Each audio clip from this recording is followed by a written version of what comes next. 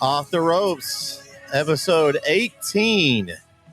It's your boy Brett Swinney here. Alongside me is Brandon Ogden and K.O. Kyle Owens. Guys, 18 episodes. Unreal. That's crazy. It doesn't feel like 18. It doesn't feel like we've done 18 of these, but I know I've done very few from this here place that I'm at if I don't move my hands. It's a very nice establishment I've rented out for the evening in honor of our two pay-per-views we're talking about tonight. So if I don't move, then it looks awesome. That looks real like you're on vacation. I'm jealous. I know. If only it was real. If only it was real. Oh, man. It's like speak it into existence, but view it into existence. That's what I'm doing. If I don't move, I don't get that little glitch on my right shoulder, and we're good. We're good to go. How's it going, guys? It's been a while since we've talked wrestling. It's going good. It's been a long while, and I mean, because it went from we didn't have much, and now this next 2 weeks, it's like a lot just coming at you, bam, bam, bam. But I didn't know what music direction you were going to go with tonight. I was expecting I was hoping for Swerve, expecting Adam Copeland, and you threw a big curveball. So, hey, you can never go wrong with some Will Ospreay. That guy is just insane in the ring. So, didn't have much time to, as we talked about off air. Football season is here, and we're all like super busy. But I'm excited to talk a little wrestling with you guys tonight. We'll start with some off topic. Brandon, you're gonna you got something for us to talk about. Go ahead. Well, I figured tonight's the perfect time because we're talking about both AEW and WWE, and I spend a lot of time on social media, probably too much, and all I ever see is like, there are people like us who can enjoy both, but you just see too many. They're either the AEW all the way or WWE all the way, and they just can't. Like, if one does good, they've got to crap on the other, and vice versa. And it just continued again last night. It's like the WWE people, oh, Edge wasn't loyal. They did him so well for so long, and now he's just going to turn his back on him. Like, his career's tarnished because he's going to the minor leagues, and then the AEW people, they're trashing Jade and trashing what Edge was, and just it goes on every day. Just why can't we just appreciate we've got two, for the first time since the 90s, we got two really, really good products. If you don't enjoy them, that's fine, but I just don't like, some people just don't give themselves a chance, and it's just like, why can't we just appreciate what we've got right now? I mean, it's like it'd be like if you're an NFL fan, you're like, you can't like college football or vice versa, and it's like, what? It's more football. Why can't we appreciate it all? And it's just a little thing that's always bugged me, and it amped up a little bit more lately because every time there's just certain group of people that they just got to crap on the other just for the heck of it, and it's like, hey, both are pretty good, and they both have their moments, and WWE does stuff that makes us mad, and so does AEW, and both do really great things, and I enjoy it all. But I mean, I'm not saying you got to enjoy it all, but it's just the fact that people go out of their way to crap on the other just to they feel like they got zoned in on one, and that's it. I agree. I think we see it way too much on social media. People complaining about Edge and complaining about Jade. I'm all for it. I mean, think of the different matches we could see in AEW now that Edge can have. We get to see Edge and Christian more than likely team back up at some point. Like, we're seeing that in a different area, a different space. And they had a lot of creative control at WWE, but I feel like the handcuffs are completely off at AEW. Tony Khan will let them do whatever they want over there. And so I think we're going to see more creativity from Edge. We're going to see matches with him, maybe him and MJF down the road. There's so many people that he can have matches with over in AEW that we never would have seen in WWE. And what else is there for him to do in WWE? He's already a Hall of Famer. Like, he could feud with a Judgment Day for eternity. I mean, what else is there for him to do? So I'm happy to see Edge go over there. And the same thing for Jade.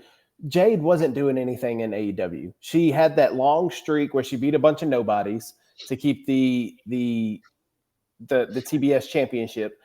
And now she's in WWE, where she is built for WWE. WWE will make her a star. Like, she will be a household name in a year or two. So I'm happy for both. I like to see them bouncing around. I don't care what you show up on. Just show up. I like to see professional wrestling. I don't care what TV show you're going to show up on. I'm going to watch both of them. So just show up. That's all I care about. I like them kind of bouncing back and forth because, like y'all said, I mean, Edge has so many matches. Like he's never like. Can you imagine? We can go maybe him and Christian team up, and they go against the Young Bucks.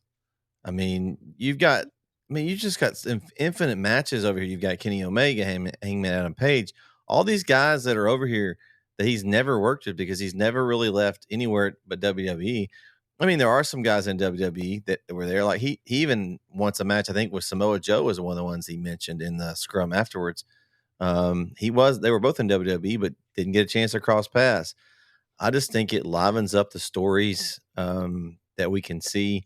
And I'm already interested to see what they're going to do now. You got him and Sting in the ring, which is cool. I mean, that too. I was about to say, Edge and Sting have never been in the ring together. Like that's an iconic moment that we got to witness, and we never would have got that if Edge would have stayed loyal to WWE. Like, let him be free, let him do what he wants. And then even though they're old and we've seen it thousands of times, there's that chance in a couple of years where we get the major retirement match for 4 people and we get the Hardys against Edge and Christian one more time. I mean, you might not want to see it these days, but that would be a heck of a retirement match for all 4 of them because that would kind of cap like TLC match.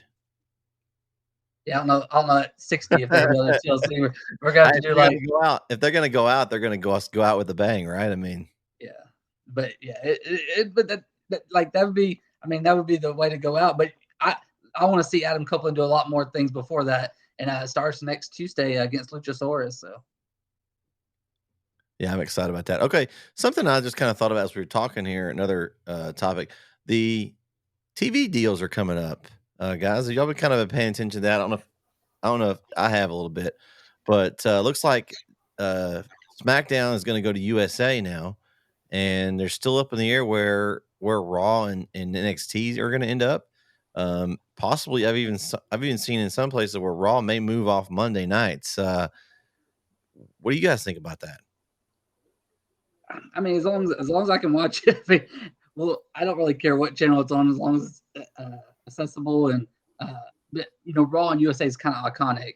But the SmackDown and Fox thing, it didn't bother me the way. And then I do like. I know y'all don't watch NXT, and I after we talk about this, I do want to mention something about NXT real quick, and it kind of ties into the TV thing. But so as long as I like them to keep it on a channel, but if they moved it back to Peacock, that'd be fine too. But they'll figure something out, and people are going to watch it and find it. I don't know about moving. It's Monday, not Raw. Don't move the day because unless you just don't want to compete with Monday Night Football. But just do it in the off season. But keep it on Mondays because it's iconic. So I'm like Brandon. I really don't care where it's at on TV as long as I can watch it. Like I couldn't care less what channel it's on. As long as I get the channel and I can record it and watch it when I want, I don't care. About NXT though, Brandon, I was gonna say too. I watched No Mercy this weekend. That's what I was going to talk about. It was very good. It was very good, especially the last 2 matches. It was really good. So, did you watch your boy Dirty Dom? I did. Did you watch it? I just me and Kyle. I don't know how much Kyle. And we get to talking about the show here in a minute, but I missed the first. The pre-show. I didn't get to see any of it. And then I missed the first couple of matches. When I was going to go back and watch them today, but it was another crazy day. Had a couple things pop up on me, and heck, I was lucky just to get here at 8 o'clock. I'm glad we moved to 8 o'clock because I was struggling getting here. But I always have liked NXT. It's just so hard. I've been trying to juggle all this, and it's like we've got a show every single night now, and it's like I like watching it, but it's just trying hard to get it all in.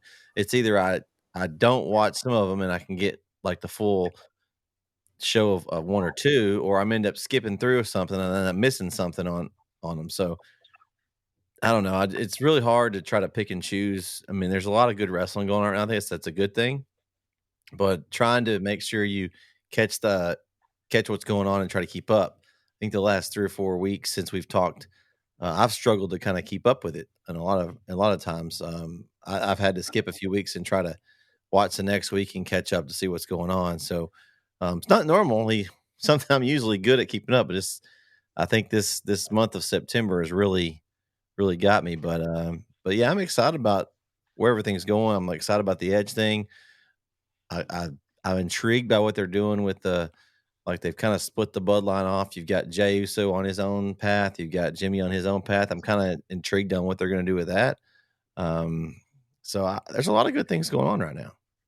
Well, and Brad, I'm the same way. Like I actually just finished watching SmackDown from 2 weeks ago. I'm 2 weeks behind on SmackDown. I haven't watched last week's Raw. I haven't watched any WWE from last week. And I prioritize the pay-per-views. Like I had watched Dynamite last week, but I just now watched Rampage and Collision today. I watched the NXT pay-per-view, but I just watched the NXT from last week today, and it made some things made sense that I was wondering how one match happened, and kind of made some things make sense. But Dirty Dom did lose, and it was a heck of a match. And then the Carmelo match was Carmelo and Dragunov, and then Tiffany and Becky that was a good match too. And I was surprised they kept it on Becky, but we'll see where they go from there. But then another thing, we're talking about networks and NXT. USA Network a while ago, they did a teaser last week on NXT, and they did one on the pay-per-view, but USA actually announced it a while ago the signing of Brian Pillman Jr. to NXT. And it was interesting that USA Network was the one who announced it. So I thought that was kind of interesting. But Brian Pillman Jr. is coming to the little vignette they did. I don't know if you saw it, Cal, but it was pretty cool. I didn't see that, but it was like the thing is they didn't show him.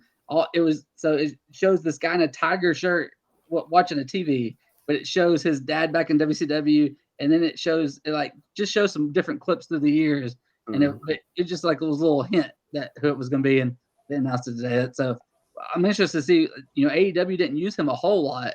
The whole Varsity Blondes thing, but then once Julia Hart did her thing, and we'll talk about her in a little bit because I think I thought they were going to do it last night, strap a rocket to her back, but I think it's coming. But once they moved her, that the Varsity Blondes and Pillman were kind of left out to dry. So I'm interested to see what they do with him in NXT.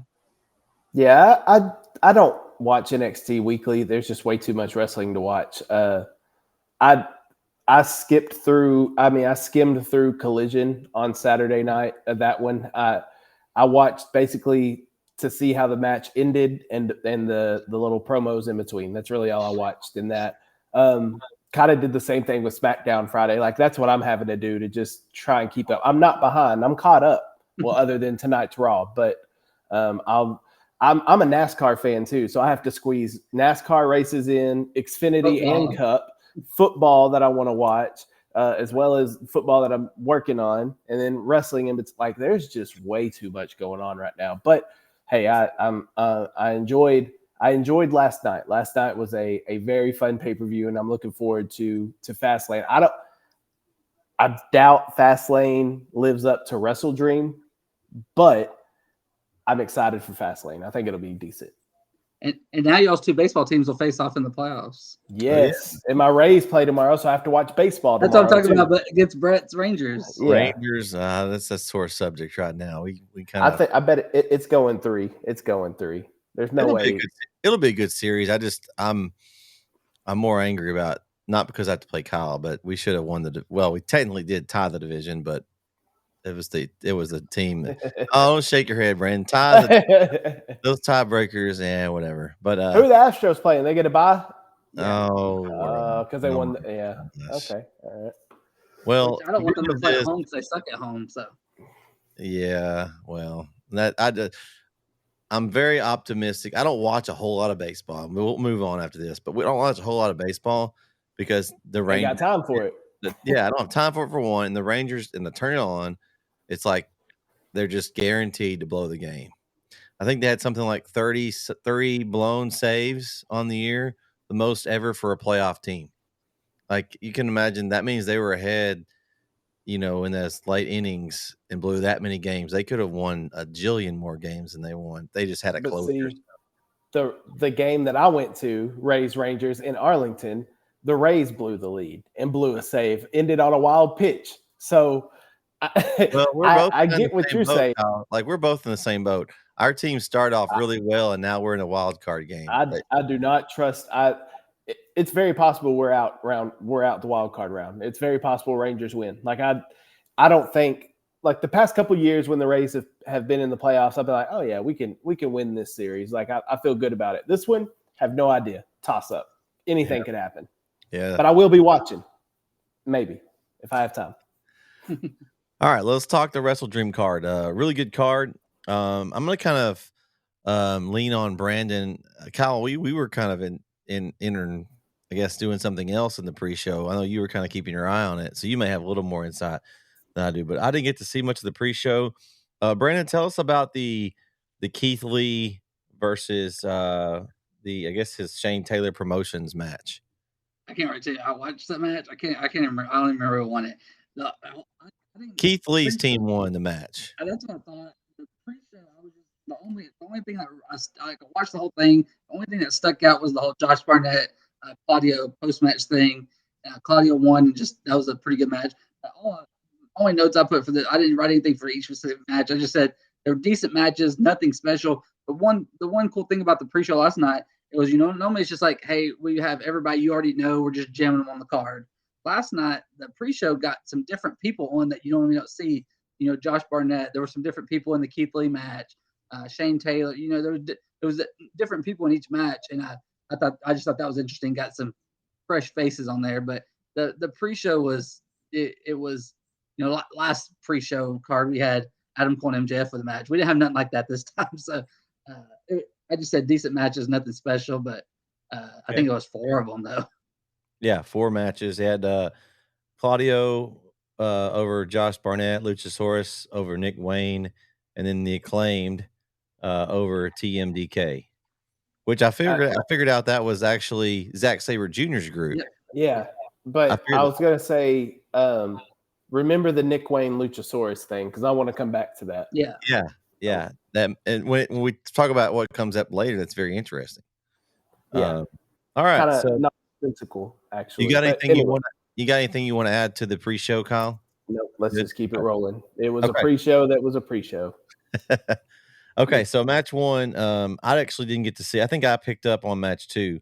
I didn't realize the MJF let off the card. I kept waiting for that match and didn't realize it went on match 1. I guess that's a new thing for him. He's going to lead off the show and get out of there after he does his match. Maybe he's going to be like a Brock Lesnar, where he just comes on the show and leaves. MJF over the Righteous. Tell me about this match. I didn't get to see this one, guys, so I'm gonna lean on you here. I had MJF winning, but what went on here? Yeah, I thought it was good. I mean, for handicap matches, you never know what to expect, and I was wrong only because I was expecting some funny business, and because the way they ended Dynamite there night, so I still we'll see eventually, but I feel like how they ended Dynamite there night has something to do with MJF and Adam Cole, and we'll see where they go with that. But I was expecting some funny business from either Roderick Strong or Mike Bennett. I was expecting some funny business. That's got to be the Kingdom, right, that attacked, you would think, right? The Kingdom, Roderick Strong, maybe? And it could be, but I also think it could be Roderick Strong, Kyle O'Reilly, Bobby Fish. Yeah. The person with the MJF the masked man, Adam Cole. Well, the masked person looked like a woman. So it could be a Britt Baker. It was a Britt Baker body build, but it could be a Britt Baker, Marina Shafir type. But the masked person did not look. If you watch it multiple times, it looks like a female, but it's hard to tell. But it could be it's someone related to Adam Cole or Adam Cole.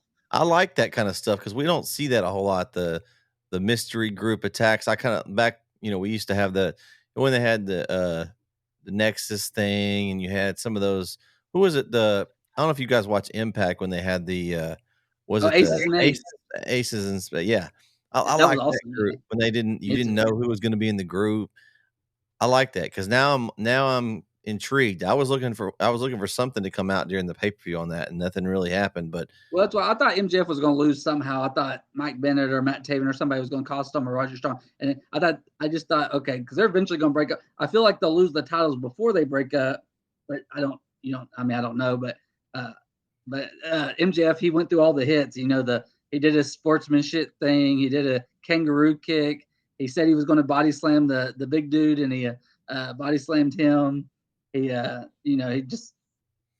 MJF's awesome, and he found a way to win. So. Yeah, I was halfway paying attention to the match because we were busy, but from what I saw, it was very MJF babyface-esque. Like, it was very sports entertainment, which I enjoy. I enjoyed it. He made it awesome. Yeah, also with the body slam, he said he was going to shove the dreadheaded dude up big guy's backside, and he did that during the match, and then he hit them both with a kangaroo kick. So I picked MJF to win. I just didn't see. I don't see him lose. I don't see him, like, even if it was going to be like some nefarious means or something. Like, I just didn't see him losing on a pay-per-view. So it's going to be interesting what they do with those ROH titles. Here's my question: nobody really cares about ROH. It's pretty much a dead brand. So those titles basically mean nothing. So Adam Cole is allegedly injured. So they don't really need to defend those titles until Adam Cole comes back. So is he injured though? Allegedly injured. That's what I'm saying. So, but my point remains the same. Like, the ROH titles mean nothing. So they don't really need to be defended. And you can kind of keep that. And that's a way to keep the group together until Adam Cole's healthy to then do the split. I could see him pulling that he's not really injured. He's faking it. And then, like, they're going to defend the titles. Then the masked guys come out. Then he pulls off the cast, and he's that fifth guy, and they take out MJF, and that's how we get back to the MJF Adam Cole rematch for the title at some point. Yeah, I mean, that's definitely possible, but the match was what it was. It was MJF. I enjoyed it. I wish it would have meant more, but I mean, you can't help an injury. So, yeah. All right. Match 2. Eddie Kingston defeated Shibata to retain the ROH World title and the Strong Open title of New Japan Pro Wrestling. I kind of caught some of this match. From what I saw, it was okay match. I didn't think it was anything special. I like Eddie Kingston. I like his matches are very physical, but I didn't really see enough to get a real grasp on the back and forth on this one. Brandon, you and Kyle have any thoughts on this one? I didn't put much on it. Decent early match. It was kind of how AEW cards have been typically been lately. Outside of that start slow and then really pick up, and that's kind of they just keep building up, and they're not they put MJF early, but other than that, they're not putting too much early. They're not trying to hit you right out of the gate. They build up to the end, and then they just blow you out of the water at the end. And that's kind of how this was just like a decent slow build. So I just thought it was weird. We talk about AEW's got so many dang titles, and I was counted today because they're doing a special title show next week called Title Tuesday. They're doing Dynamite on Tuesday next week, probably because of hockey or something on Wednesday. Baseball probably on TBS. Yeah. So they're doing Title Tuesday next week, and they've got 21 titles. So we'll see what. God. In this match, there were 3, but Shibata didn't defend his, but Eddie defended both of his. But Shibata couldn't defend his because his title has different rules attached to it. And, is it the pure? Is he at the pure title? Yeah, and so like there's limited rope breaks and stuff like that on all the rules. But yeah. I saw, again, we were still in the show when this was happening, so I was halfway in it. Caught the end of it really, but it was a hard hitting match. I mean, it's what you expected. I think the only reason this made the card was Tony Khan was doing a favor for Eddie Kingston. This is a match that Eddie Kingston had wanted for a long time. I have no problem with Eddie Kingston being on the card. I love Eddie Kingston. I think he's great. But yeah, I'm with you too, Brandon. This card, it started slow. Even though MJF opened the show, it wasn't a great match. It was entertaining, but it wasn't a great match. Same thing with the Eddie Kingston. It didn't grasp my attention. So it kind of started slow. I was getting kind of worried. I was like, did I really just pay this money for this pay-per-view? And this is going to – but I knew there were bigger names coming up. So it got better as the night went on, though. Yeah, I think this match, I think we got off right about the end of this match. I spent most of this match we spent listening to Vince and Corey go back and forth at each other. I was just sitting here laughing. I was like, because I was kind of trying to look over and watch. So I don't know how your setup is there, but I have to turn completely left. Yeah, I have to turn completely left to watch. So I was trying to like glance over as they were going back and forth and going at each other at the end of the show. But That's I why mean, my eyes keep going up, because I'm just glancing up at the TV. Got Monday Night Football on, so I'm just. well, That's how I was doing Sunday too. I was just glancing up. that match was probably better than the game on tonight, though. So you probably, From what I saw, yes, yeah. absolutely. Geno Smith got injured in the Seahawks game, so. Oh, okay. Well, I think it was a solid match. Again, I think my opinion on the titles. I like having a lot of titles, not this many though. I think some of the ones that kind of overlap, like the pure title, for instance, that's different. I'm okay with something that's different. It's got some different rules, but like, is there really a need for 2 world championships? Is there a need for like 2 trios championships, 2 tag? Some of those they could, ring in together. Because again, I like ones that have different stipulations. I'm a fan of the old hardcore title if you do it right, not just make it a laughing stock like WWE did this last time, but like a real hardcore title where the camera goes to the back and like the 2 dudes have started the match and they're just like throwing each other through. That'd be like Moxley's ideal title.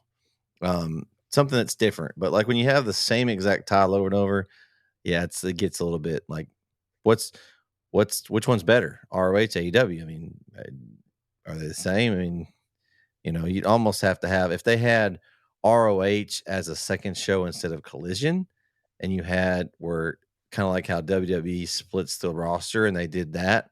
Okay, maybe you need some title belts if you have them split like that. But right now they're just floating all over the place. And of course, then you throw in New Japan Pro Wrestling's titles in. They bring them in, and there's even more titles. So it's like everybody has a title. Y'all all need a title belt. I have a title belt. Let's all have a title belt. We're all champions, right? I mean, that's the way it is these days, right? Everybody gets their trophy. Yep. All right. Match 3 started to pick up. As Statlander defeated Julia Hart. I did not pick this one. I thought they might give it to Julia Hart. They really ramped her up. I watched a little bit of Collision and Dynamite, and they really made a point to show her winning streak she had. She hadn't lost in like 500 and something days. Like, okay, well, this could be a way to maybe boost her up. Maybe Statlander goes after the other belt, but they kept the belt on Statlander. This is a solid match. My main problem with this card, guys, and I don't know if y'all noticed it, but you had one women's match, and there was 14 matches, and only one women's match made the card.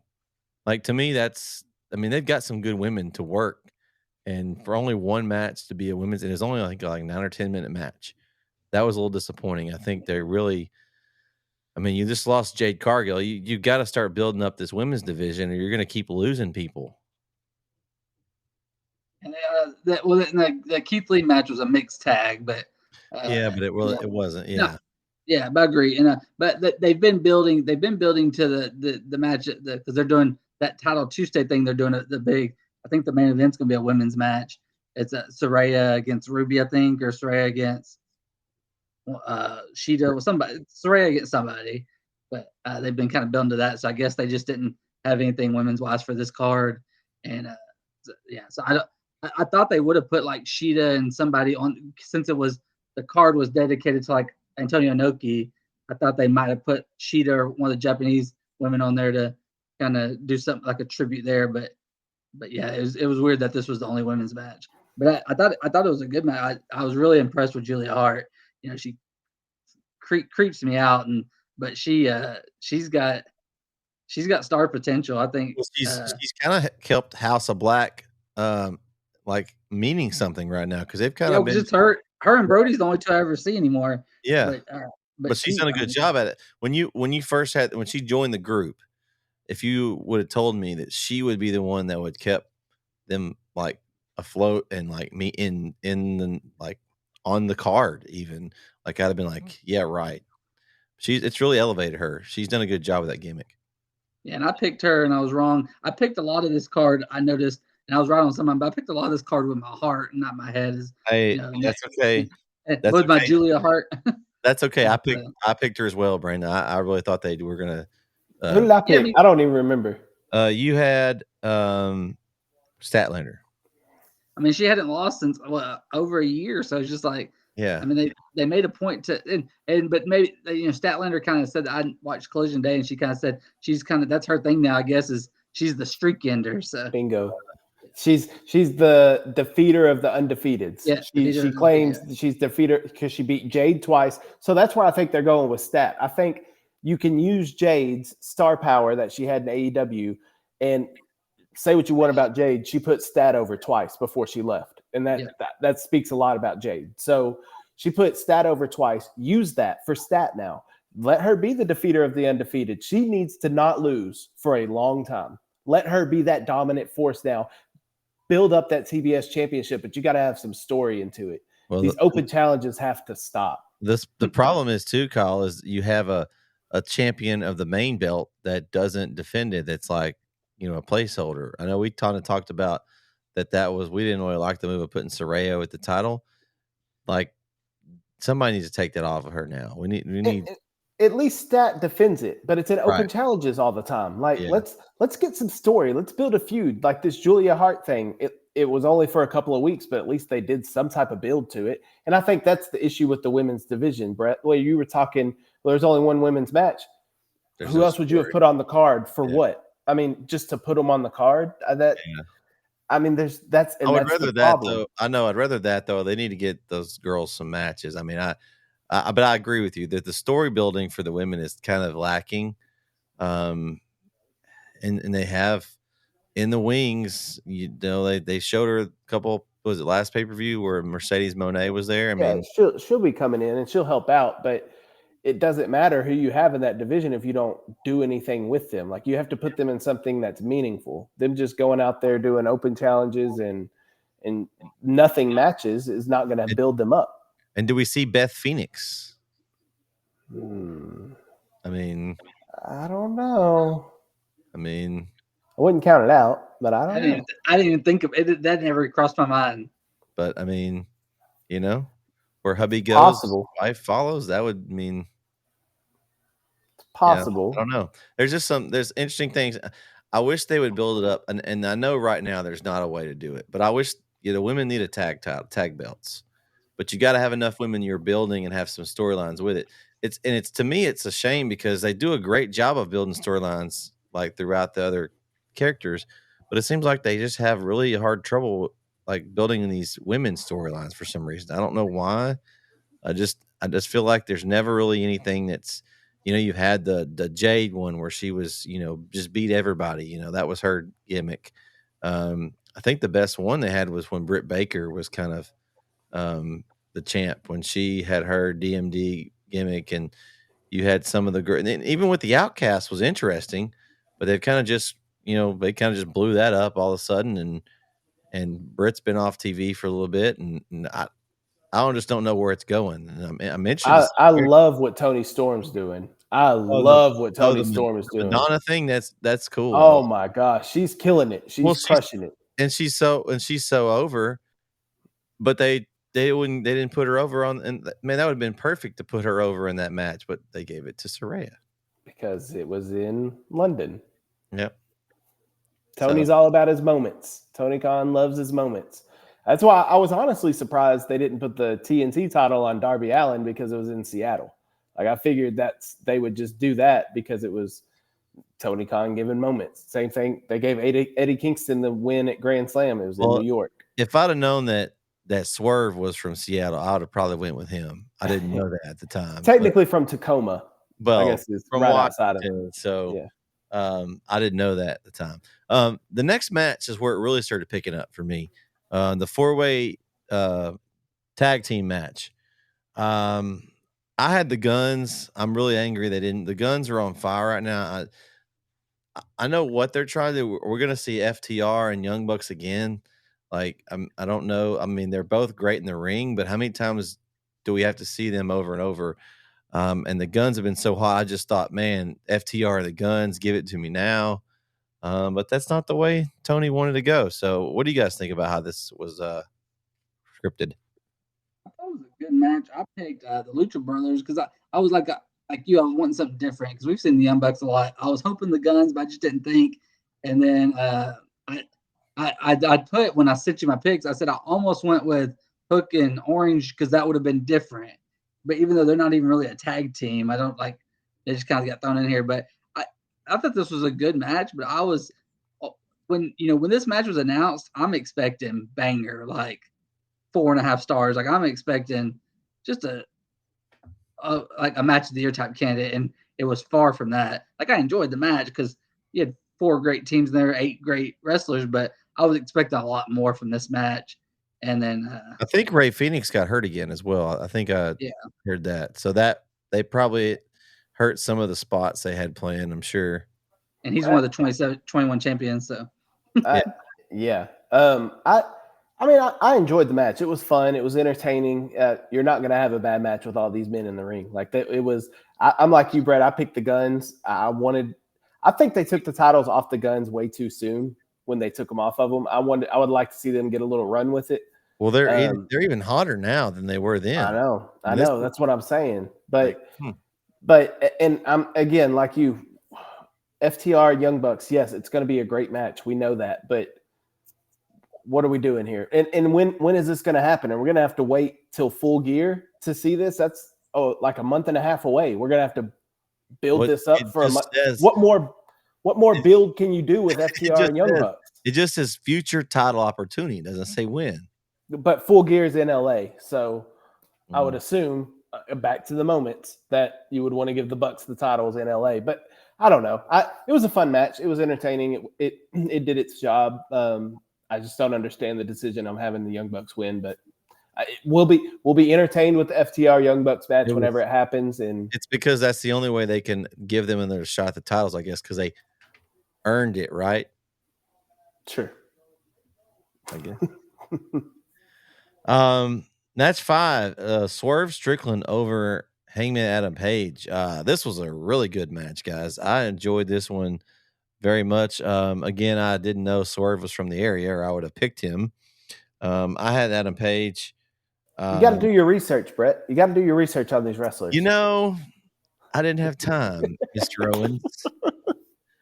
I run this thing called NetSN, and it takes up a lot of time. I don't see why. I don't know either, but it sure does. And Sundays, most of the days, is my get things ready for the weekday. And I was looking through the match, and I haven't been caught up on my wrestling, so that really probably hurt me. I probably would have known that Swerve was going to be in hometown if I'd had been watching and caught up. He talked about it in some of his promos. You would have, but that's okay. It's all right. Hey, nobody's keeping tabs. Yeah, except y'all. It's okay. I couldn't top our last show that we had when I had 17 out of 18. It's got to even itself out eventually. Yeah. So, it got me this week. So that's okay. It was a really good match, though. I enjoyed it, even though my man didn't get the W. I really like what Swerve, like, since he's joined the Mogul Embassy. It's been good for him. Like it's been like, I don't like the Prince. He's annoying, but I mean, he's a character. I know. But again, their little group, I liked what they've got going with it. They've done a good job with that, and it's made Swerve relevant. I don't know why we haven't seen Keith Lee and Swerve yet. I don't understand. Like, are they just just act like they weren't ever tag team partners and they broke up? And I keep waiting for that. But either way, I enjoyed this match very much. You talked about picking Swerve. Well, not every Seattle person won. We'll get to that later. But because there was one that lost, and we'll get to that later. But for the most part, they got the hometown people over. Even technically 2, because Nick Wayne's from Seattle too, right? Yeah. Right. So technically 2 of them lost. That's true. So Seattle was only 2-2. Did he really lose though, Kyle? We'll get to that. But man, Brett. So originally when Prince and Anna came, I was like, I'm gonna hate this guy. I thought he was gonna be like Sanjay Dutt Part 2, and I was gonna not like him. And then he started doing the swerve when I drive dance, and he's so over right now. Like, he is over. Swerve is over. Not just in Seattle. It's everywhere. Like I was talking to Diggs about a Grand Slam. He said the biggest pop of the night was for Prince Nana. He said it was just that guy is just over, and Swerve too. And you talked about Swerve and Keith Lee. Once MJF gets done with Adam Cole, we got to get Swerve and MJF. We got to get Swerve in some title pictures, and I love what Swerve's doing right now. It was a really big win with Hangman last night. It was a great match. He did the moonsault, and then the dead eye on the stairs was just brutal. We saw worse stare. I was about to say, but that wasn't even the worst. Yeah. We saw worse spot. later in the night, but that was brutal. The wrist stomp by Swerve looked like there was just some crazy and the thing. Yeah, the doctors are tending to Hangman, and Swerve gave no F's about that, and he did that stomp there, and it was just a heck of a match. And I was glad Swerve won because every time Hangman's in a match, you feel like he's going to win. AEW loves Hangman, and because he's been a great worker for them. He's been a day one. He was in the title match the very first show they had. He's one of their favorites. So every time he's in a match, you feel like Hangman's going to win. And so I was really glad to see what they did with Swerve, whether it be his hometown or not. I like where they're going with Swerve, and I was upset when WWE got rid of him, and he didn't hang around like the rest of his group, and now they got kicked out again. But he went to AEW, and he's Dollar is a free agent. Yeah, but Swerve's taking off. So I loved the match. This was the match I was most looking forward to on the card. I think they did an excellent job of building it up, and it made sense. Swerve wants the opportunities that Hangman's been given, and whether he's earned them or been given them, whatever, Swerve wants those opportunities, and I love that storyline, and I think he earned it. I think he's earned it. I think Swerve needs to be in a title discussion. Hey, good news for you guys. There's a lot of titles he can be in discussion for. Well, meaningful titles.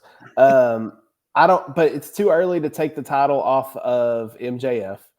So I really don't know. Maybe give him the TNT title, set up some type of program where he gets into that. But love what Swerve's doing. Love the attitude. I'm just a big fan of Swerve. Big fan of Hangman too. And both of them killed it in the ring. Excellent match. It lived up to all the hype that I'd given it. What about the international title? That one's would be a good one No. for him. No? Because who has that now? Ray Phoenix. Yeah. So again, who has that now? Which is funny because I think the only reason they gave it to Ray was because Moxley got concussed, and now Ray has it with something wrong with his shoulder. So maybe that's the title Swerve goes at. Because honestly, I think there's another person going after the TNT title. He just arrived on the scene. He doesn't need a title though. He doesn't, but I think it would. I mean, I don't know. We'll get to it. Okay. Next match was Ricky Starks over Wheeler Yuta. Man, this was a good match here, guys. I like Ricky Starks. He's got a rock vibe to him. Like he's got that kind of that like the old heel Rock kind of character. It wasn't my favorite match on the card, but I liked it. It was hard hitting. And I think that Starks, I want to see what they're going to do with him because they've put him with Big Bill as his muscle, and it's kind of an interesting duo.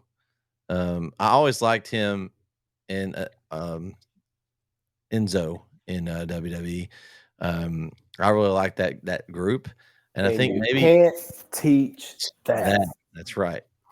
But I think Ricky Starks could be the Enzo for Big Bill. So I'm interested to see what they do with him. Speaking of Enzo, the guy from I don't know much about that Righteous group that faced MJF. That one dude from the Righteous looks like an older Enzo, and that's all I ever see. But this match, it was okay. I knew Ricky was going to win. It was not the best part of the match. This one and then probably the next one too was that they had Moxley on commentary because he can't wrestle right now.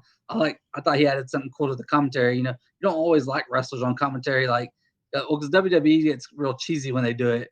But with Moxley, it really added something to it. But I knew Ricky was going to win. I didn't think there was much to this match. It was just a good match. Two pretty good wrestlers. As a play-by-play guy, I got annoyed with Moxley because he kept talking over everybody. So, but I wouldn't. But Kyle knows how that is. Like when you're doing a call and then the color guy's talking over you. Yeah, the worst. It is the most annoying thing. So but then I thought about tweeting that out, and then I said to myself, "Who's going to tell John Moxley to not talk?" You know what I mean? Like, who's going to be the guy to tell him that? So Moxley has free reign, but for me, I did enjoy what he added. I just thought he was talking too much at some points, where he could have just been quiet, let Excalibur or Taz or somebody else call it, and then him add it to it. I just didn't like him talking over everybody. But as far as the match goes, it was I think it could have been saved for a Dynamite. It didn't feel like a pay-per-view match to me. But I love Ricky Starks, and for everybody who thinks that or who doesn't like the swap from AEW to WWE, better watch out, because I bet you in maybe 2, 3, 4 years, Ricky Starks ends up in WWE. So for those that don't like that, or Tony Khan's going to have to break out the Brinks truck to keep Ricky Starks in AEW. But one way or the other, I think at some point his character he's solid on the mic, and he's got good character skills. Yeah, I love Ricky Starks. I think he's great, and Wheeler Yuta is a great wrestler. So he has zero charisma, but he is a great wrestler. But when they put him with BCC, it's such elevated him. Yeah, like that was a good move. It was a good match, but I could have done without it. All right, match of the night for the next one for me. Danielson over Zack Sabre Jr. Guys, I want to say the way the match was orchestrated, every counter, every little move, it lived up to every expectation. This could be a 5-star match. I don't know if Diggs would give it a 5-star match. There's probably too many kickouts, but I mean, man, I love Zack Sabre Jr. and I knew it was going to be a good one. Putting him in the ring with Danielson, two just excellent wrestlers. Like, I don't even know how to describe all what I saw. Like, some of the things I saw, I was like, wow, they just did that. Like, just the counters after counter, and they would, one would do a move, and the other one would counter it with some kind of pin combination, and they flip over into a submission hold. I'm like, whoa. I just was in awe the whole match, honestly. Yeah, it was great. Me and Kyle and I tweeted. It would have been right at the same time, but I was having internet problems. And we both tweeted something similar about this match, and I said it was just technical wrestling masterclass. I mean, it was just pure artwork there. I mean, they just they told you all along it was a dream match, and it was one of Danielson's dream match, and they're really playing up. He's about to retire for his daughter, and there's matches he wants to do, and this was one of them in his hometown against one of the greatest technical wrestlers in the world. But Danielson still out to prove, and Matt probably did it last night, that he is the best until someone says otherwise. And it was just fun to watch.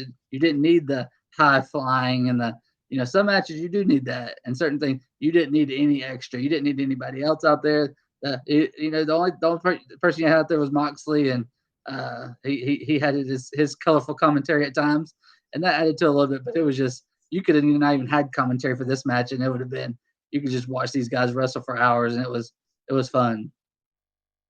I enjoyed it. It was art in its purest form. They say, like, soccer matches. Soccer's a beautiful sport. Like, when it's played the right way, it's a beautiful Lionel Messi, Cristiano Ronaldo. When you have these great soccer clubs that go out there and you see just the elegance and just the beautifulness of what's happening on the pitch, you're just like, man, that was beautiful to watch. And that's how it was in that match last night. Those two, I could have watched him wrestle for 60 minutes. I mean, it was phenomenal. It's not match of the night for me, just because I enjoyed like the Swerve Hangman match because it had that build and then it delivered on that build in the match. So that's the only reason it's not match of the night for me. But with that being said, you could give it 5 stars and I would be completely okay with it. Like it was phenomenal. Kickouts for you. That was the theme throughout the night. I got annoyed with that too, but I got, just like the Moxley thing, I got over it. It was what it was. Like I've come to accept it. So, but it was excellent. I mean, anytime someone asks you why you like pro wrestling, you show them that match. Like that is it. That is, give me that every time, inject it into my veins. I love it. Like that is it. Well, main reason why I like those kind of matches, because you know how you can watch matches over and over and it's like the same old stuff over and over and over. Like when you can do something like this and it's different and you don't know what to expect, like, you know, Roman Reigns match, for instance. I like Roman Reigns, but you know you're going to get a spear. You know you're going to get the body slams, those kind of moves on him. You got the Superman punch. Same things every time. Like with Danielson, it seems like depending on who he wrestles, he wrestles a different match. And when you put him with someone like Zack Sabre Jr., I mean, it was just, I didn't know what to expect. And so that to me makes me more intrigued, because a lot of times you can tell when the match is going to be, I didn't really know it was going to be over. I didn't know how they're going to end it. Like, cause they can do so many different moves. They could do a submission move. I thought it was interesting, and I don't know if this is going to lead to another match, but the handshake at the end, you know, Danielson stuck his hand out. Zack Sabre Jr. didn't do it. He left the ring. So maybe another match or two in the works. Maybe, I don't know. I don't know about that. I think it's just Zack Sabre Jr. playing up his prick type character of not wanting to. No matter how he respects Danielson, but he's not going to show him that. Jeremy, did you see the message? Jeremy is tuned in. He says the lighting was too bad to be a 5-star with question marks. The lighting was too bad. Oh my gosh. Hold on. Let's throw that up there. You know, Jeremy Hubbard. I mean, it was, to your point, it was, you never knew when it was going to end. And I think it's kind of the Steph Curry effect, as where you look at somebody like LeBron or Shaq. Normal people aren't built that way. Like you won the genetic lottery when you're built like that. Like you got it. But that type of technical, Steph Curry is a normal human being, normal size.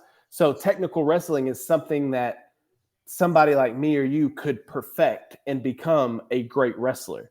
Whereas Luchasaurus, for example, is just brute strength. Like he is, yes, he's talented too, but you get what I'm saying. Like this, yeah. I think there's a realism to what Danielson and Sabre Jr. did last night, to where that's something that people can relate with. Like, oh yeah, I can actually see myself doing that, as opposed to doing these moonsaults and all types of other stuff. That's the match. That's the match we need.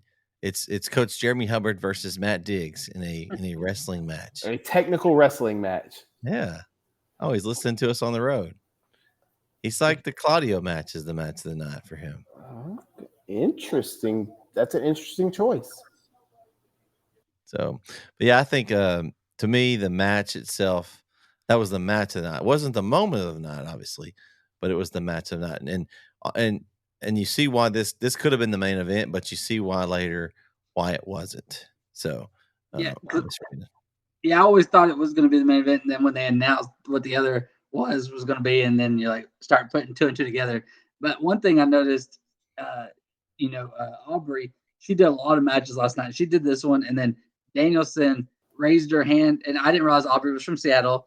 I found that out. I was about to ask you why she did. Why did that? And also, but Danielson, he raised her hand and hugged her afterwards. Yeah, I saw a thing on Twitter today. She was crying in the crowd when he retired from WWE in like 2017, and then last night she got to do that match. That's awesome. Yeah, That's awesome. It's I noticed full it. circle. I noticed it, but I didn't know. I had no clue why it was happening, and I Yeah, could me- tell that Aubrey was emotional and Brian was emotional too. But I Did had it, no I idea. didn't know at the time. I found was it out just today. me, or did she seem like she refereed a lot of matches? Like, She That's what I was in saying. a But ton. then I saw she was from Seattle, so it made sense. But she did a lot of matches last night. I felt like every match she was in, it was like every time I turned around, she was in every match. Well, I know I saw Bryce Remsburg a couple times. I still thought it was funny. Bryce Remsburg, there was one match, he had the gloves on before it even started because uh, someone was, it might have been Darby, was bleeding before the match even started. But Well, somebody has to take up the Moxley role. yeah. Okay. Match 8. The Don Callis family over Jericho and the Golden Elite. I really like this match, guys. Saw some good stuff in this match. I had the Don Callis family just because they're going to keep dragging this thing out, and Jericho's just joined the fray, so they're not going to. They want to continue this out a little longer. I thought it was cool to have Omega and Jericho on the same team. They've been at each other since the very beginning of AEW, and they kind of talked about that. And the whole thing with Sammy joining the Don Callis family, and that was surprising to me. I didn't see that coming. They really did a really good job of kind of planning that out. But overall, I'm excited to see where this is going to go, and who they gonna. Did y'all notice the ring picture? How they had Callis, like it was almost like the Last Supper picture, and they had Callis's face, and they had. I'm interested to see what other faces they're going to add to the Don Callis family here. Yeah, I don't know where they're going with that, but I thought it was a good match. I picked this and I expected Sammy to get the pin and he did. I just figured how this story's gone. I was like, this is gonna be a Sammy win, and because this is his time, not technically on his own, but away from Jericho. First time since he's been in AEW that him and Jericho aren't together, even though he's still in a group. But this is his first time to kind of shine on his own, and but the other takeaway is every time I watch Ospreay and Takeshita, I love them more each time. Ospreay especially, but Takeshita, he's special. Like the first couple times I saw him wrestle, I was like, I don't like just because the way they were using him at the time. But since he's been with Don Callis, it's been awesome. And I'm a lot of times these stories you just want them to end. This one can keep going because they've added so many layers to it. You can keep going for a while.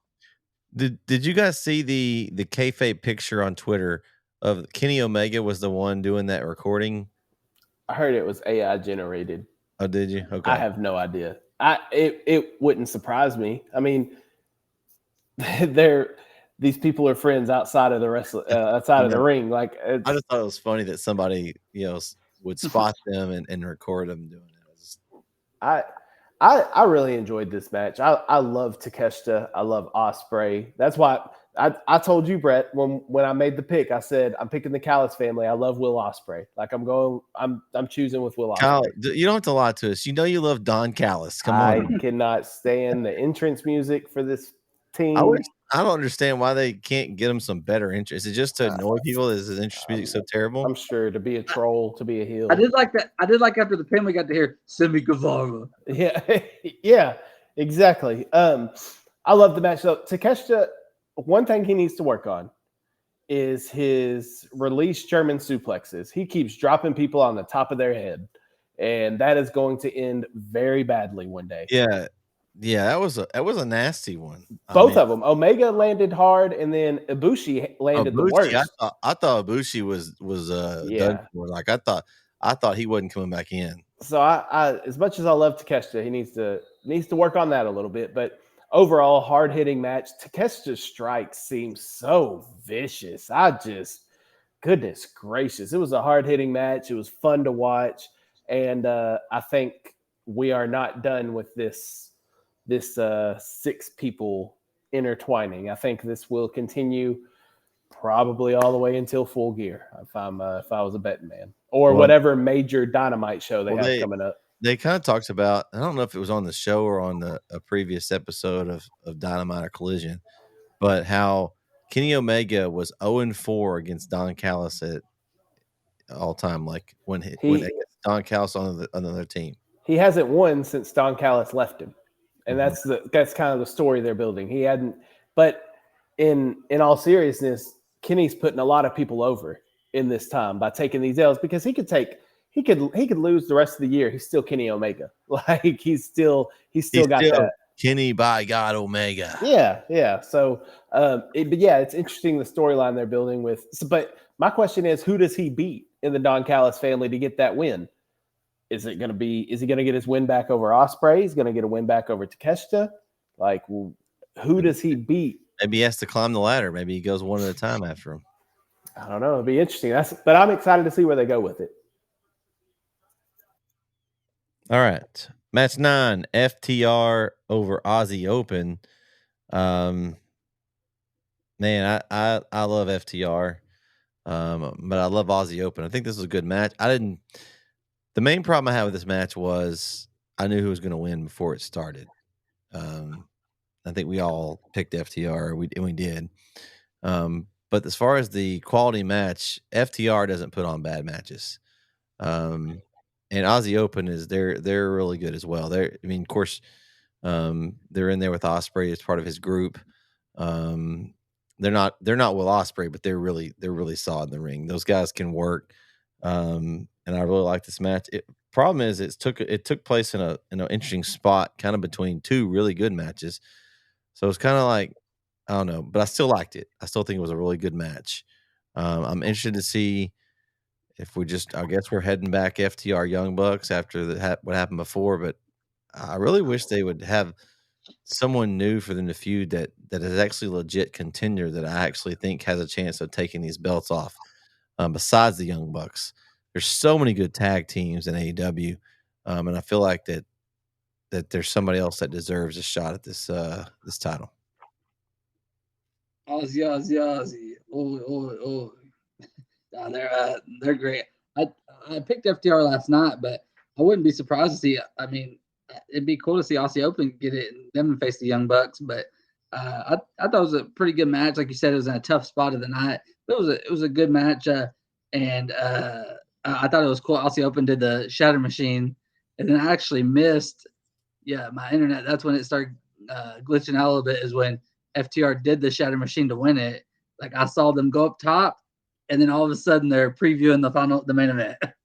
Oh no! You could still hear the FTR music in the background. So it's like, okay, they won, but I knew they were going to win. But I thought it was a pretty good match. I was on call this weekend at work, and right about the time this match started to pick up steam for me is when I got a phone call. So I missed the rest of this match. So I really have no opinion on it. I know FTR won. I'm sure it was a fine match. It was a solid match. Let's talk about the main event, guys. Christian Cage defeats Darby Allin, but that's not really what we probably are going to end up talking about here. Is the aftermath. I've kind of figured that we'd have outside interference. It is a Christian match.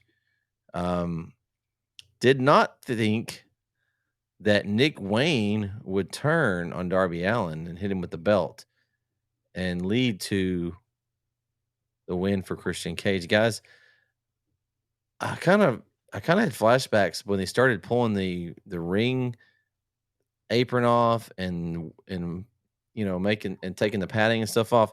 I don't know if you guys watch NXT back when Gargano and Ciampa had those classic matches. They had a match where that happened.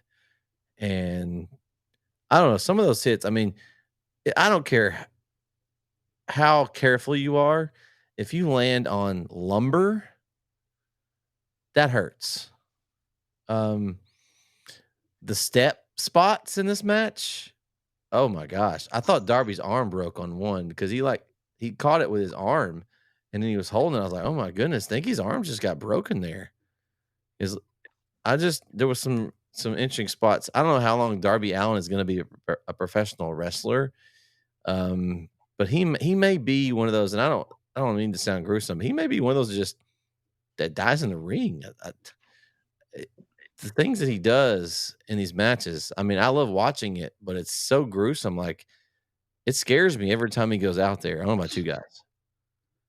I didn't know who Darby Allin was like until watching AEW, but like I remember watching early Dark Side of the. Oh no, it wasn't. Was it? There was Dark Side of the Ring, and there was another show that used to come on like that same channel, and Darby Allin was on there, but I didn't know who he was. But they would show him do these crazy spots on there, and then I saw him in AEW. I was like, oh, that's that guy from that would do all that crazy stuff, and then he comes to AEW, does it too. So I mean, he's all over the place. This match I thought was that was a really good match. I know when it was announced as the main event, I know Kyle's not a big on Christian in the year 2023. Time out. No. Brett's the one that doesn't like that. I'm a fan of Christian. Okay, my bad. Well, my bad. I missed that. I will say now though that they fixed it at least. At least he is actually the champion now. So it's not as big a deal. Like that was what bothered me about the Christian. That's what it was. Okay, I remember now. Because I knew me and Diggs were both on the same Christian side, but it's Brett that wasn't. But so yeah, when he was announced as the main event, I know you probably were a little uneasy there, but I thought it was a really good match. I thought just that, and they told a great story during the match because the one thing I didn't like that the commentary kept bringing up. So like Christian said he was going to win it by wrestling, and there wasn't much just pure wrestling. It was, hey, we're gonna, which a Darby Allin match isn't going to be like that, and it was pure just was this a no DQ match? No. So that's one thing that bothers me about this match. But the stairs never count as DQ. But it should. Yeah, but I've never understood that. Can you pull the padding up off the ring and that's legal? That's not a weapon. And the ref technically didn't see him do it because he was tending to Darby. Oh, so they just happened to turn around and the ring was all pulled up and it just did it on its own. You can't punish somebody if you don't see them do it. You know what I mean? And this match also, they've been doing this in wrestling a lot lately. Is getting family members involved. As I watched last week's NXT today, they did that the other day. They had the Chad Gable's family in WWE a couple weeks ago, and then in this one, Nick Wayne's mom. You saw her early in the night. Christian mentions her every week, and in this match, they really kept going back to her. Christian thought he was going to get a little something there, and then she threw his drinker, and so that, and also the way she reacted at the end, Nick Wayne not only turned on Darby Allin, but it looked like he turned on his mom because she wasn't happy. So, but and he's still young enough where he may get grounded. So, oh no. Listen, after seeing Nick Wayne's mom, I don't blame Christian for the way he's been talking.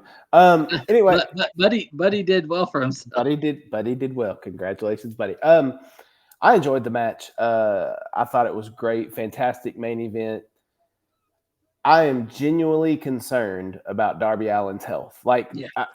Genuinely concerned because every match that he's in, he goes 1,000% balls to the wall in everything he does. And I love him for that. But my gosh, man, some of these spots are unnecessary. And I don't know if y'all noticed this watching it. It looks like, first off, the steps were too far away from the ring. And Christian, the first time, I think he noticed that. He noticed they were too far and he hesitated and then just dropped him on the apron or on the floor, which I was like, oh, okay. He noticed that was not going to work out. Thank God he didn't throw him on the stairs. Then I guess Darby got in his ear and said, what are you doing? Throw me through those stairs. But you could even tell the second time Christian hesitated. He's like, all right, and chunked him. And that's when Darby made that nasty landing that they just had to show 4 or 5 replays of from every angle. Just disgusting. I legitimately thought he was hurt. Like the way they kept showing the replay, I was like, well, yeah, and then once Christian kept pulling up the ring, I'm like, okay, he's just buying time but I mean, it played into the match, but I'm genuinely concerned for Darby.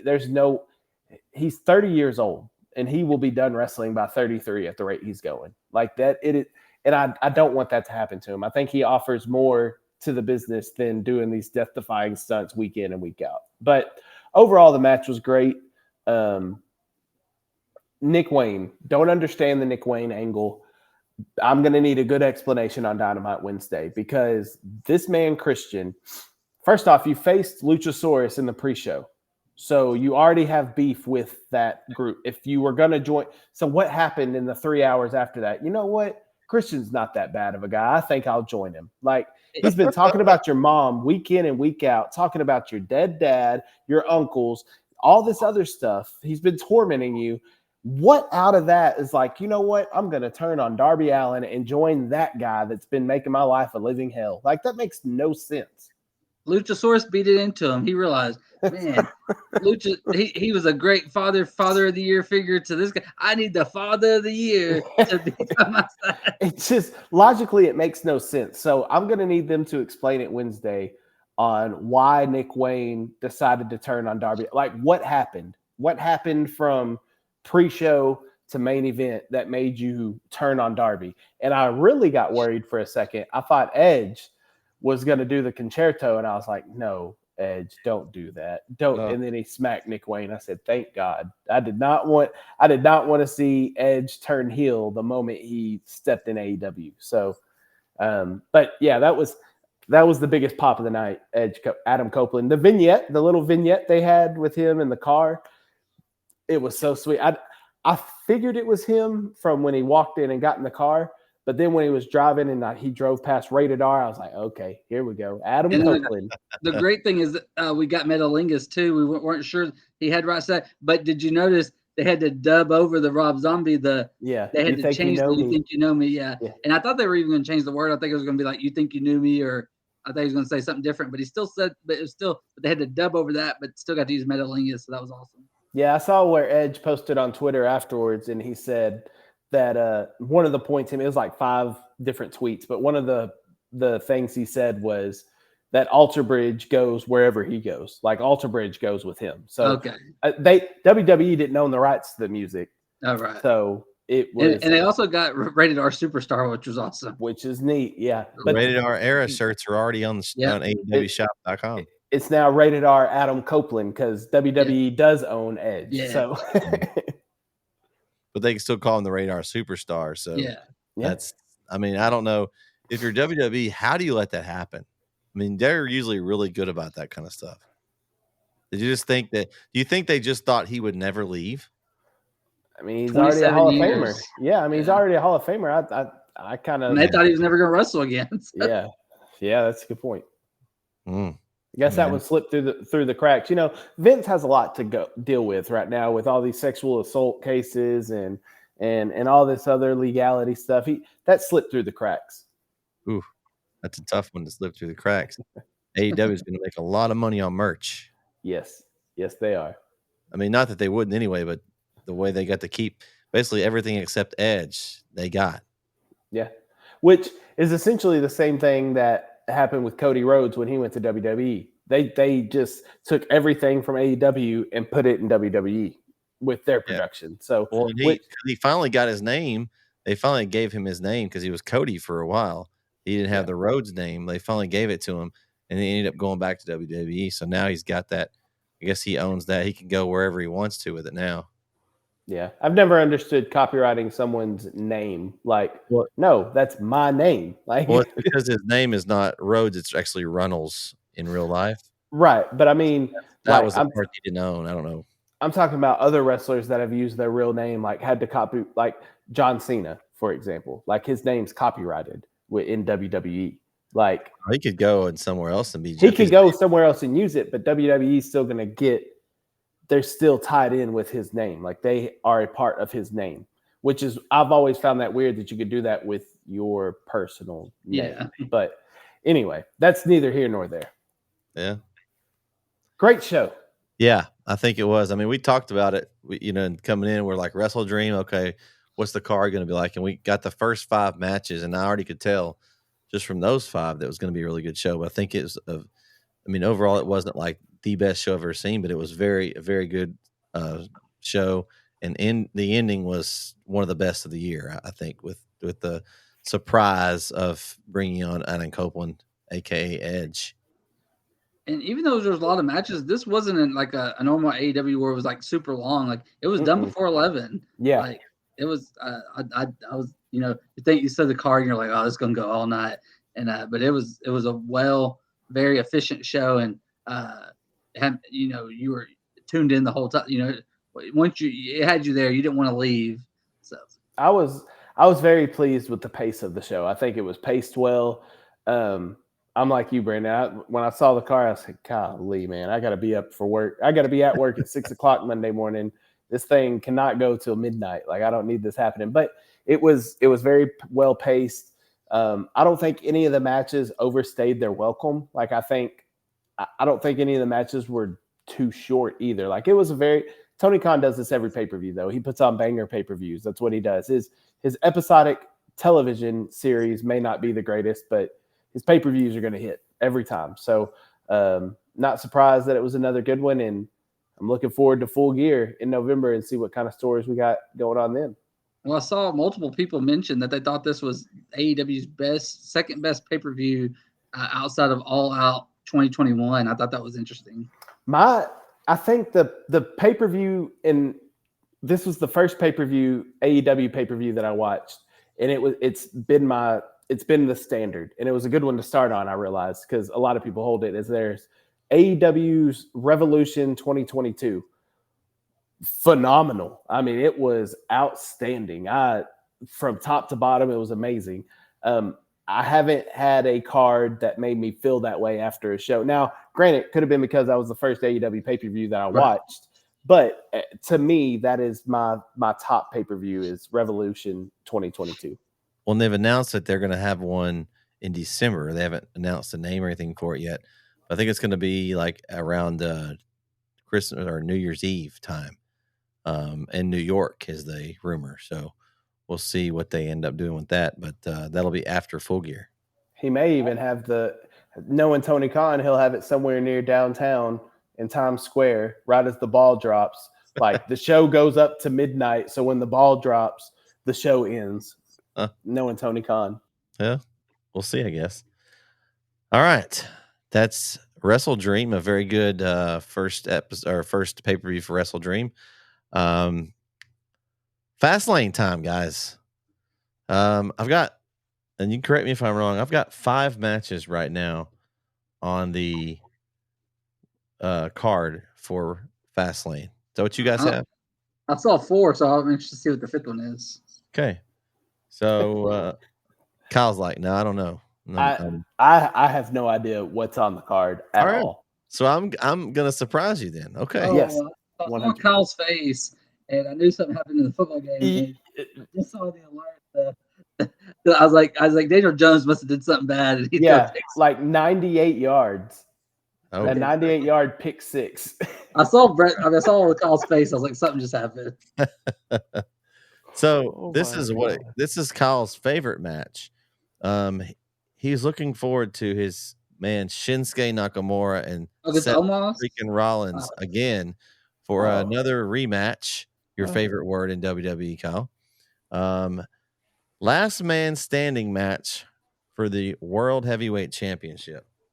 I don't know. I like what they're doing with Nakamura, but do we want to replay this match again? I know it's a last man standing match, but I'm curious of where they're going with this.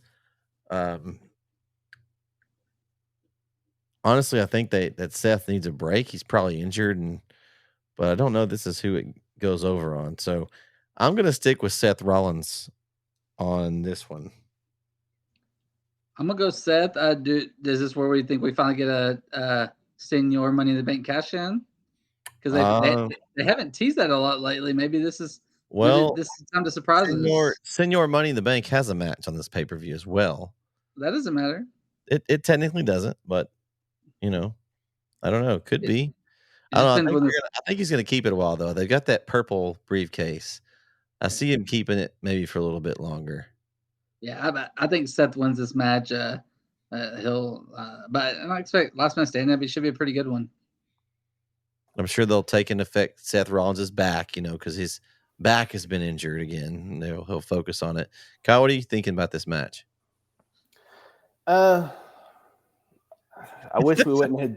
I wish we didn't just see it a month ago.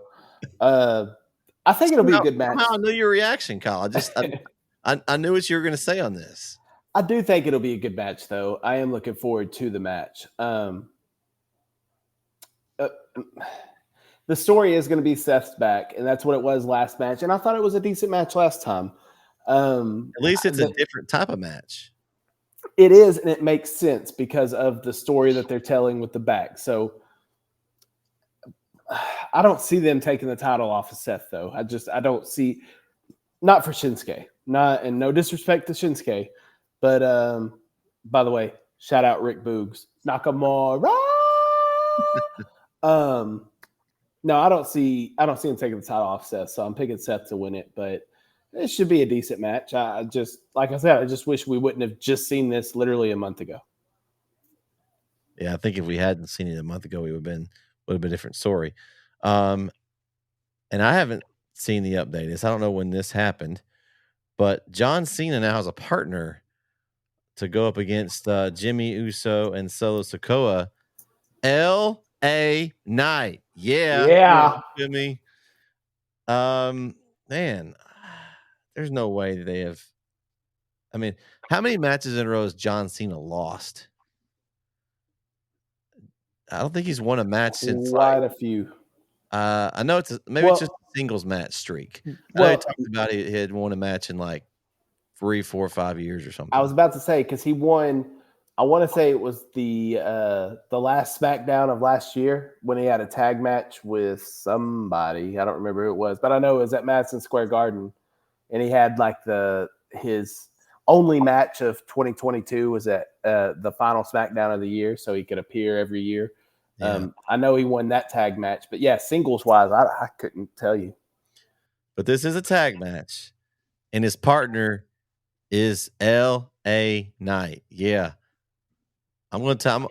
I can't not go for Cena and LA Knight. So I'm going with them, even though I'm not sure that's the way it's going to go. But I can't go against that's like my old favorite wrestler and my new one that I'm really like seeing on TV. So I'm going with Cena and LA Knight. I'm gonna go with Cena and LA Knight too, but they're doing some stuff with Jimmy and Solo, so we'll see. But I'm gonna go Cena and LA Knight. Yeah, I'm taking Cena and LA Knight. LA Knight's piping hot right now. There's no way you would let him take a loss at this moment. Plus, Roman still absent from television. Haven't seen him since SummerSlam. Yeah, I heard he's going to be on the October 13th episode. Yeah. Right, which brings up my point. Jimmy and Solo lose because when Roman comes back, he's going to be one pissed off tribal chief. The way Jimmy's been acting, and then if they lose to Cena and LA Knight at a pay-per-view. Jimmy's not the new tribal chief. That's what he's acting. Jimmy's going to be in for a rude awakening when he gets back. I feel like. Speaking of that, though, tell me you guys love the new music, though. Jimmy's music. Oh, it's like I love it. I like his and Jay's. They're both different, but I like both of them. Yeah. I think I like Jimmy's better than Jay's. Jay's is easier to sing. Jimmy's has a better beat. Jimmy's is better than Jay's is easier to sing. Jay's is basically the Usos beat. It's the Uso. It's their normal thing. Jimmy changed his up completely. I love it. Awesome. Yeah, me too. Yeah, I do like that. I thought it was funny though. They're not. When I watched, I don't know if it was this last Friday night. I think I watched the beginning of it and finished it. But they came out and it was, usually it's Roman Reigns. They all come out to they came out to Jimmy's music. It was just interesting coming out. And it's like, well, he's kind of acting like he's Roman Reigns now. So if they go and lose this match, you're right. The tribal chief is not going to be happy. He is not going to be a happy camper when he returns from wherever the hell he is right now. Who knows? He's on the phone. Constantly with Paul Heyman. And that's another thing. Roman's not going to like the way Jimmy's been acting towards Paul Heyman. Just completely disregarding Paul, snatching microphones from his hand. Roman loves Paul. I don't care what anybody says. Him and Paul Heyman are tight. So it's gonna be interesting when Roman finally comes back to work. Yeah. Match 3. Triple threat match for the WWE Women's Championship.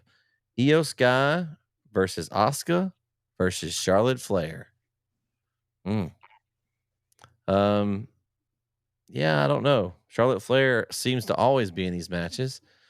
I don't know why I thought we were going to get Io versus Asuka, and we kind of did the other night. I think I was watching one of the shows they had. They were supposed to be fighting. They had a title match. The SmackDown I just watched was like 2 weeks ago. They had a title match. That's where it was from. Is that the one where Bayley came out and was interfering, and then Charlotte was at the desk and she came over? Okay. Yeah. I don't know. I just feel like something like, is Bayley just too over the top happy for Io Sky at this point? I don't know. I just feel like there's something weird there going on. I kept thinking they were going to break up originally, but I don't know. I'm not real sold. Io just got this title. So I feel like that there's no way they take it off of her right away. I mean, she hasn't had the title for a few months. So I'm going to stick with Io Sky here. She's going to retain. I think she's going to pin Charlotte, and then her and Asuka still need that match between the two of them. Yeah, I'm gonna go with Io. I think you can't. I wouldn't like them taking the title off of her just yet, and I don't know where they go from here. And they got in this. It's hard. They don't have. Rhea doesn't have a challenger. If Io wins this, I don't know where they go with that. Becky's the NXT champion, so it's like the women's division is kind of suffering right now. The SmackDown's got with you got Asuka, Charlotte, and then but Bianca's gone, so the women's division needs a jolt, and I don't know where it comes from. Jade Cargill. We'll see. I have a fear that they're going to put this title on Charlotte. I have a fear that they're going to do that. I'm texting you. If that happens, I'm texting you immediately. And I don't want them to. Well, I think if they do that, where they pin Asuka, so then Io doesn't get pinned, and so then she comes back after. I don't know. Asuka's been taking too many pins. I mean, Asuka's been pinned a lot. Like anytime there's these triple threat matches, it seems like Asuka gets pinned. So I don't know. The easiest thing to do, in my opinion, is don't take the title off Io. You just gave it to her. Don't take the title off Io. But because that's the most logical and sensical thing to do, I'm not so sure that WWE is going to do that. But I'm going to pick Io. I'm picking Io. Ready for Asuka. I don't think Asuka wins this at all. But I'm picking Io with a hesitation and concern that Charlotte ends up winning the title somehow. So you're going to go with Io then? Okay. I'm going with Io, but I'm concerned. Okay. Io, Kyle is concerned. Okay. Cop out. Okay. So we got a 6-man tag match. The LWO versus the, I guess, Hurt Profits. What do you want to call them? Bobby Lashley and the Street Profits. So I can't wait to see what this 5th match is, because these are the 4 matches I've seen, and so I can't wait to see what this 5th match is. Yeah. So I don't know. Logic tells me nothing that the LWO has done makes me think they can beat Lashley and the Street Profits. So I'm going with the Hurt Profits in this one. Is Mysterio fighting, or is it Santos and Mysterio, Escobar, and either Wild or Del Toro? With Selena Vega. Don't forget Selena Vega. Well, yeah, not that it matters, but Bobby and the Street Profits are gonna win this one. They've done well with them so far, but they haven't. I'm tired of seeing them with the LWO. Let's get them to bigger things, and I do like Bobby with the glasses, and I like the suited up. I like the new gear, and instead of solo cups, we got money flying when they come out. But whatever you call them, the Street Profits and Bobby will win this one. This will be not a very good match.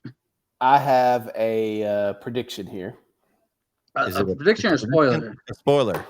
Could be a spoiler. But it's a prediction. Okay. I don't think, because how are they going to do a 6-man? Because you're leaving one. The tag team is LWO. So if it's Santos, Cruz del Toro, and the Joaquin Phoenix, that's Legado del Fantasma. So that's the 3.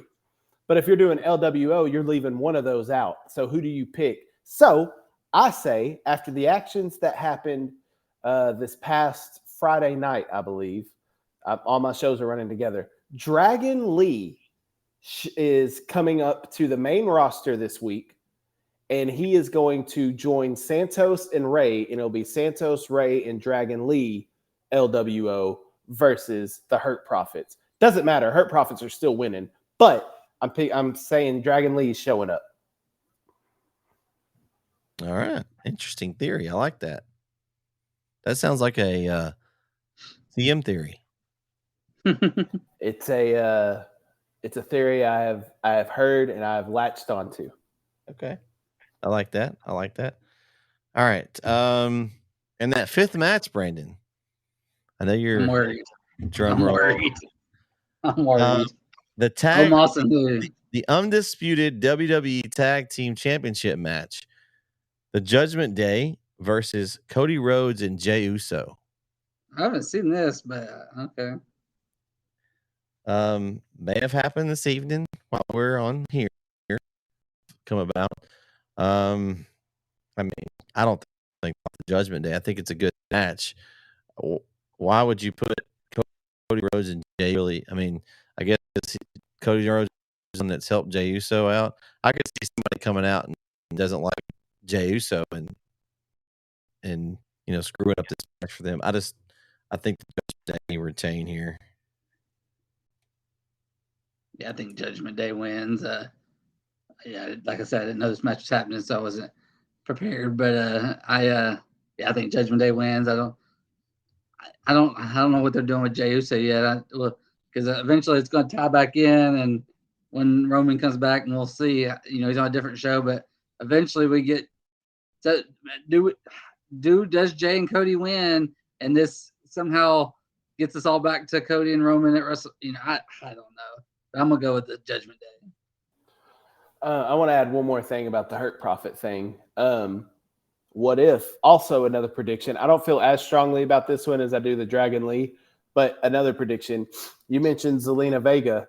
Jade Cargill shows up for the Hurt Profits as their woman. So anyway.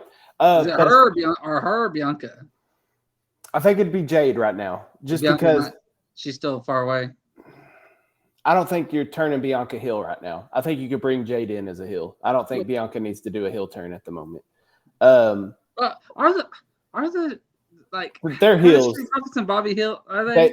They Bobby's a heel, but are the Street Profits a heel? Like, it's hard to tell. They attacked LWO, Ray and Santos after who are baby faces.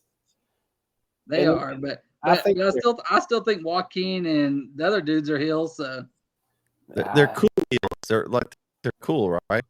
Well, they're not very cool, but anyway, yeah, I guess this match did happen. I saw something on Twitter earlier of Jey Uso in the ring with Judgment Day, so I'm assuming this match did happen tonight. But anyway, I don't think they're taking the titles off Judgment Day. I think there's more story to be told. I think, honestly, what's happening is we're setting up for a War Games at Survivor Series with Judgment Day and Cody and Jay and Sammy and KO against Judgment Day with JD McDonough is what I think's happening at War Games at Survivor Series. But to get to that point, we got to get through this, and I don't think he's take the titles off Judgment Day. So they win. All right. Those will be a couple more. And they don't need to. They don't need to. Five is good because you can give all those matches plenty of time. I didn't say they were. I just said they probably will.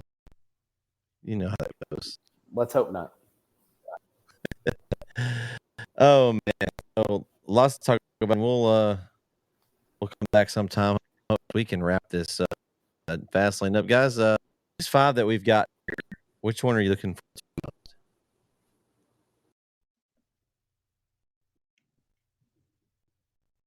Can I say none?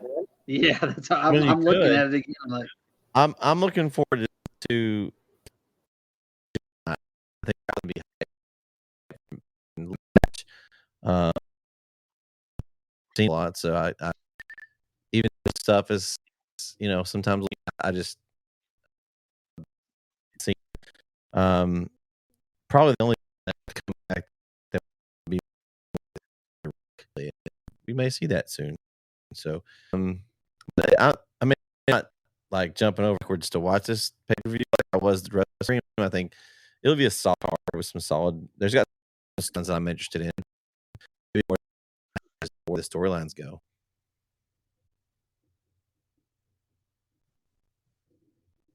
Yeah, I mean, there's some good matches on here. There's just not one that really sticks out to me. Like, there's not one that, like, going back to AEW, I was looking forward to Swerve and Hangman. Like, I wanted to see that match other than any other match. There's nothing on this card that's just really grabbing me where I want to see it. Yeah, I want to see LA Knight. I want to see what the Street Profits do with Bobby Lashley. There's a couple of things I'm interested in seeing, but nothing that just stands out. I do think there's going to be some type of debut or return that's going to pop the crowd for Fastlane 2. I just don't know what it is, but I think something's going to happen.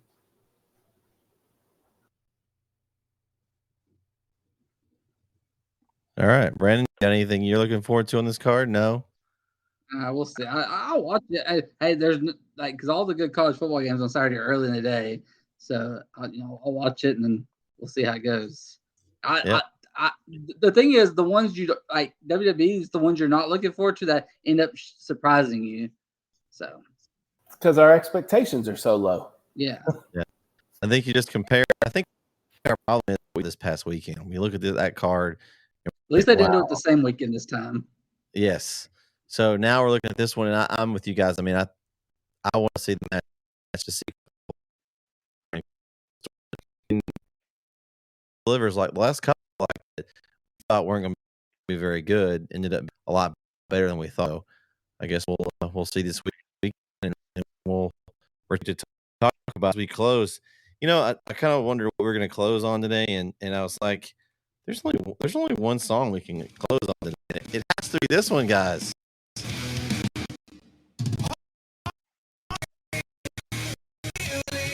Thank you everyone for tuning in to episode 18 of Robes and previewed Fastlane. For Brandon Ogden and Kyle, I'm Bruce Winning. Time right here on Spec Sports Network. Good night, everybody.